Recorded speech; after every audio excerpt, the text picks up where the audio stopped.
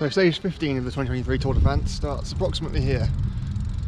This is in the middle of Leger, which is just around the corner from Morzine, where stage 14 would have finished yesterday. Of course, this is all neutral zone. It's a pretty long neutral zone today because it's downhill straight out of the gate, really.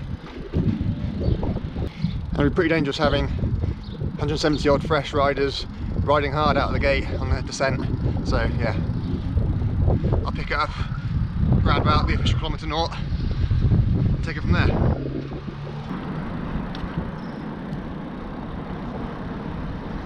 So back in Tanninge, after passing through here yesterday as well on stage 14, so there's a super fast descent from Leger to here, which is why I saw the neutral zone.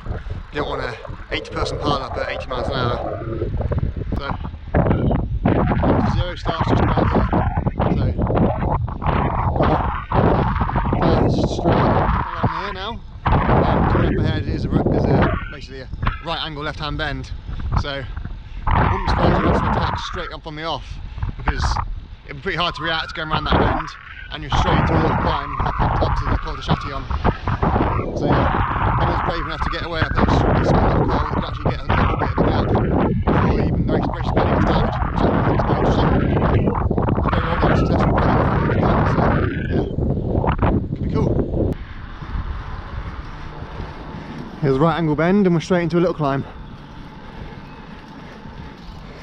There's only really a little speed bump.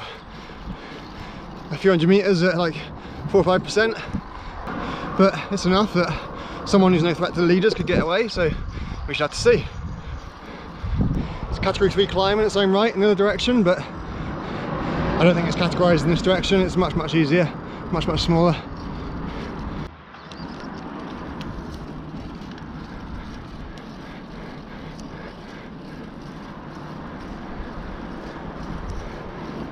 So it's another super fast descent into Clues proper, although at least this time the buntering will be a bit more spread out after the climb. Clues is a tour regular, of course, because the route comes through here fairly often. But yeah, we'll head through town centre and turn off right towards Bonneville, Roche-Ferron, and in the direction of Annecy, although it doesn't quite get there.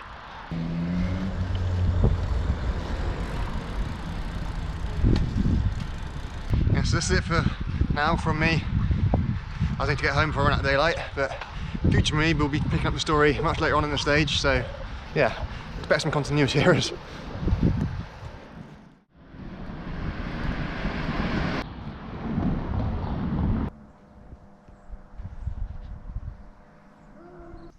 As promised, here's future me taking up the story complete with continuity errors. So I'm picking things up from kilometre 94, which is in Faverges, or Faverges maybe. So still another, well, nearly 90 kilometres to go, but this is where things should start to hot up now. So the riders would have just been over the Col de Forclaz, which is a relatively short category 1 climb, and back down to the valley bottom here before starting the big climbs of the day, which are yet to come. So I've just come up here to check out the cool chateau, which obviously the riders won't come past here, but you'll see it on the coverage on the TV. Yeah, the race will pass just down below at the valley bottom. But yeah, time to get riding again.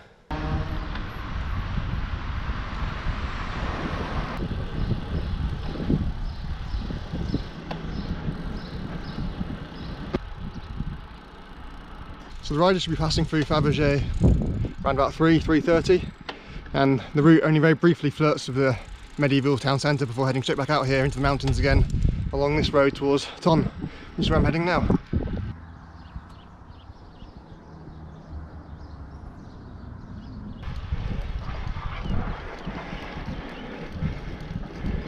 So before we get to the Col de Croissy, which is the big category 1 climb of the day, there's a small matter of this uncategorised climb, which is no pushover at over 10 kilometres and around about 5%, especially then going straight into a category 1 climb as well.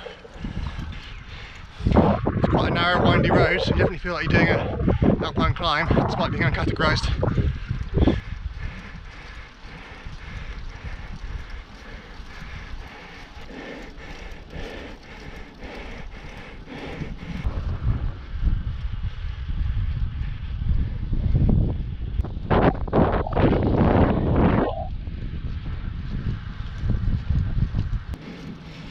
Just had about a kilometre or so of lovely fast smooth downhill, which is probably why this climb overall is uncategorised, because that bit brings the whole gradient down. Yeah, if you ignore that from the equation, then it's definitely a noticeable climb. Still, excellent road surface though, so it's quite enjoyable.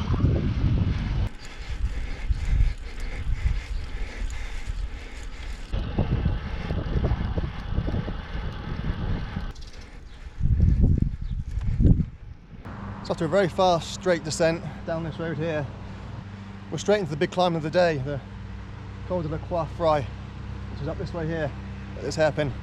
So about a kilometre out of the town of Ton. Yeah, no respite, straight from a fast descent into a steep climb. So it's 12 kilometres at an average gradient of about 7%, which puts it well and truly into category 1 territory. And it's going to feel quite tough, especially after the climb we just did, for me at least anyway.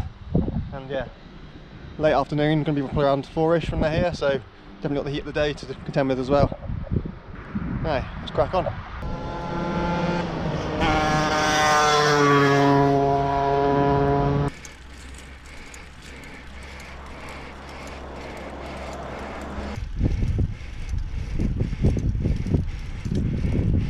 One thing I've noticed is, up until this point, it's much heavier road surface than the previous climb.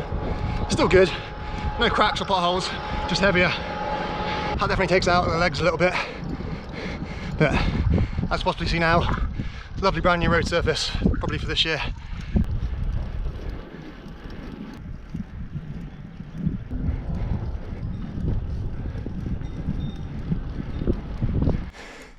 At 8%, the climb's starting to get serious now. It's really bloody hot.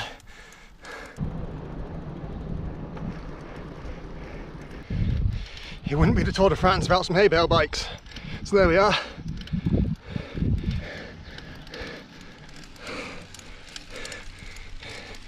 It's a trace show.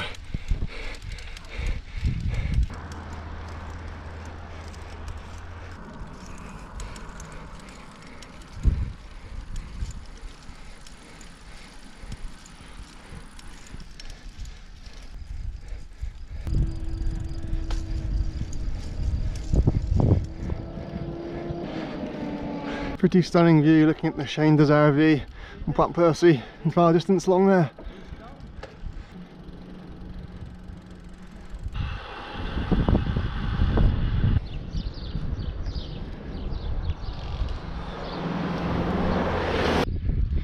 This climb is somewhat double tap, because after only a few short sharp kilometres of descending, we're straight into the top half of the climb for the Col de Gervais. So yeah, again, more climbing. At least from this point it's only a category 3 climb, about 4 or 5 kilometres of 5%, so nothing too difficult, but everyone will have pretty heavy legs coming by the time they get here. I know I do. I've covered this climb twice in recent videos, so I'll defer you to those for this next section, but it's just more pretty hot climbing with views like that.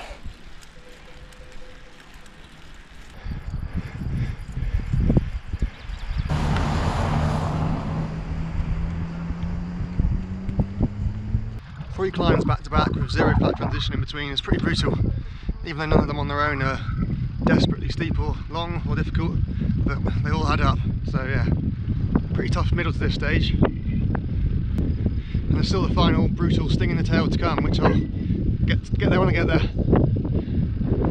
For now, down through Lagita and Flumé, which again I've covered before lots of times, up through Megève, and then down towards the Cote de Mancy. So this is Flumé. The riders would have descended from the Col de Gervais down there, come under the bridge, which I can't do because it's a one-way street, before taking this sharp right angle bend and starting climbing again out towards Megève. So I mentioned in my Dauphiné Stage 6 video that the tour comes through Flumé virtually every year, because it's such a major crossroads. Whether you go north or south, east or west, you have to pass through here. And this year's no exception. Indeed, it's coming through twice. This stage, and then the next stage as well. Well, actually 2 stages time, when it leaves Saint-Gervais and heads off towards Crossroads, I think. Yeah, I'd highly recommend watching the Dauphiné video, even though the Dauphiné is finished, because it covers a lot of the terrain that this stage will cover as well.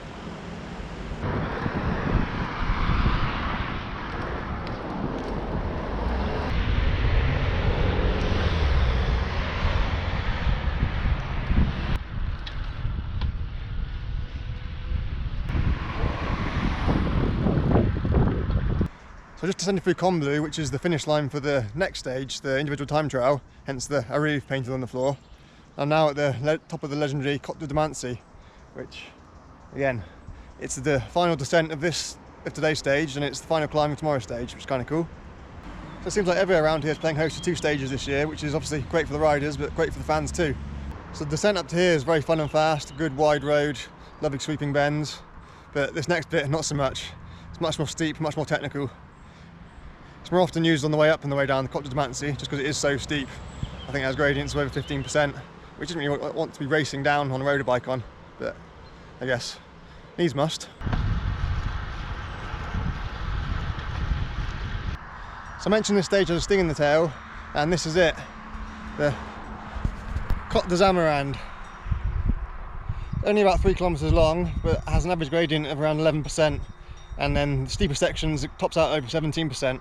So it's a pretty brutal finish, and in reality this is only the start to the climb of the Category 1 Montée de Bettex, which follows. So yeah, despite all the climbing we've already done, it's far from over at this point. This is one of those roads that people blindly follow their sat-nav up before very quickly regretting their life choices. And it's very steep, very narrow, and it's got tight bends. So yeah, not particularly car friendly and not very bike friendly either, but that's why it's such a challenge. So I'm basically running on empty now. Severe dehydration earlier in the day really took it out of me. So I'm going to call it a day here before attempting this last climb. Luckily for me, I live about 500 metres in that direction, so really easy for me to get home from here. Luckily for you, I filmed this climb last year, so I'll be able to leave you in the very capable hands of my slightly younger self to finish off today's stage 15, I think, of the 2023 Tour de France.